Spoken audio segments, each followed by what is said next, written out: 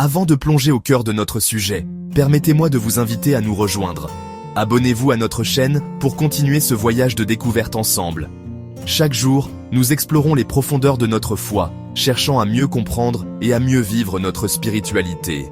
Votre soutien nous permet de continuer à partager ces messages d'espoir et de connaissance. C'est ensemble que nous grandissons, c'est ensemble que nous nous renforçons. Aujourd'hui, nous allons parler d'un sujet fondamental, un acte qui incarne cette unité que nous chérissons tant, la puissance de la prière en congrégation. Un acte simple en apparence, mais si riche en signification et en bénédiction. La prière, la salat, est bien plus qu'une simple routine. Elle est le pilier central de la vie d'un musulman. C'est notre conversation directe et intime avec le Créateur. 5 fois par jour, nous nous arrêtons. Nous laissons derrière nous les soucis du monde. Nous nous tournons vers la Kaaba et nous nous connectons à l'Éternel.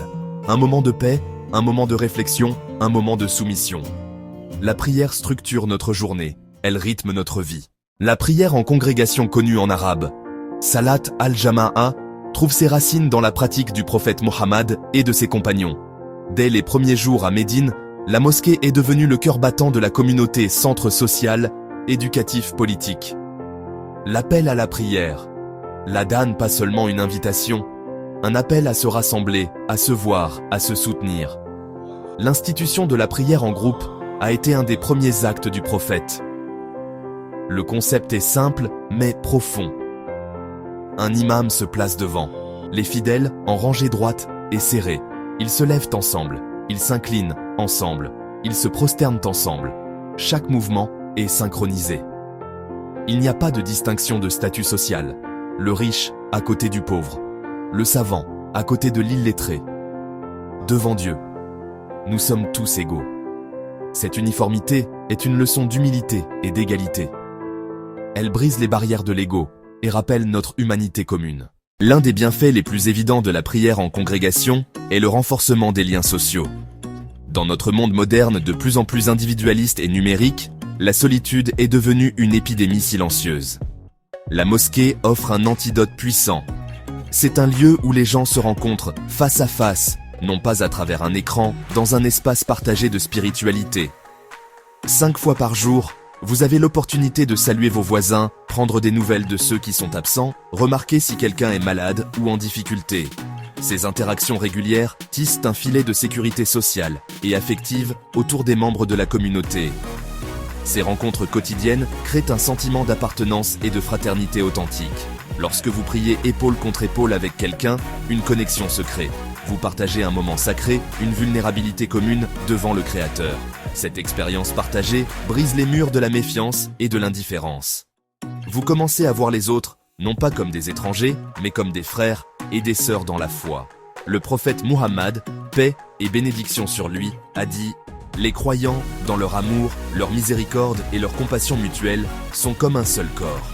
Lorsqu'un membre souffre, tout le corps réagit par l'insomnie et la fièvre. » La prière en groupe est l'exercice pratique de cette métaphore. Au-delà des bienfaits sociaux, les récompenses spirituelles de la prière en congrégation sont immenses.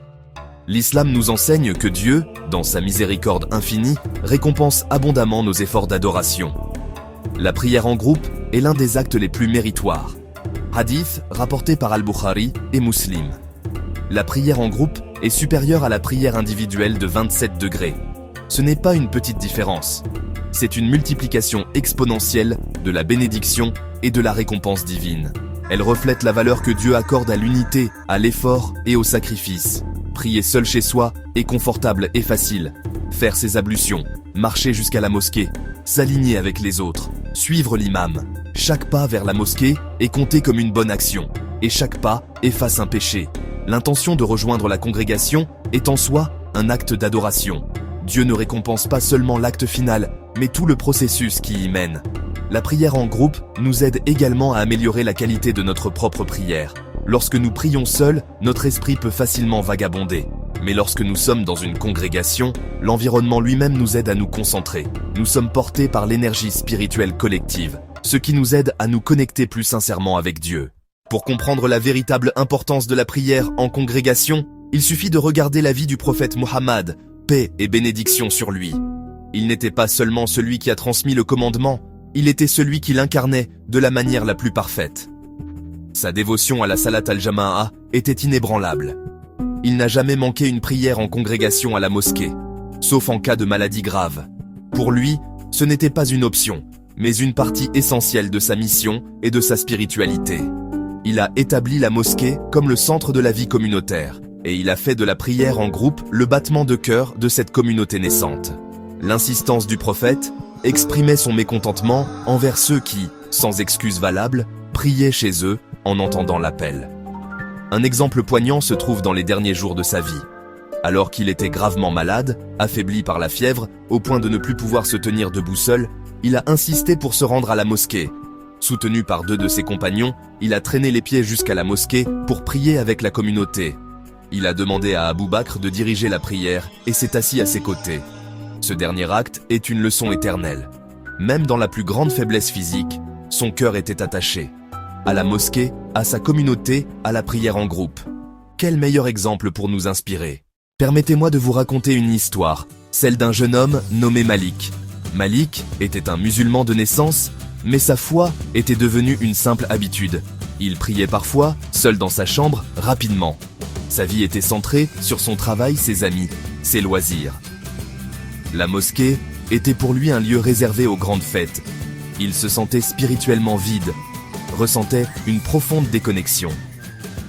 Un soir, en rentrant du travail, il passa devant la mosquée et entendit l'appel à la prière, Isha. L'appel sembla différent, comme une invitation. Il entra impulsivement, fit ses ablutions maladroitement et rejoignit les dernières rangées. Il se sentit intimidé et étranger. Quand l'imam commença la récitation, quelque chose changea en lui. La beauté des versets, le mouvement unifié des fidèles.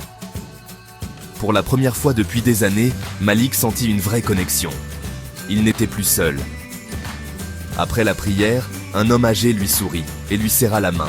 « Bienvenue, mon fils. » Ces mots brisèrent la glace. L'histoire de Malik n'est pas unique.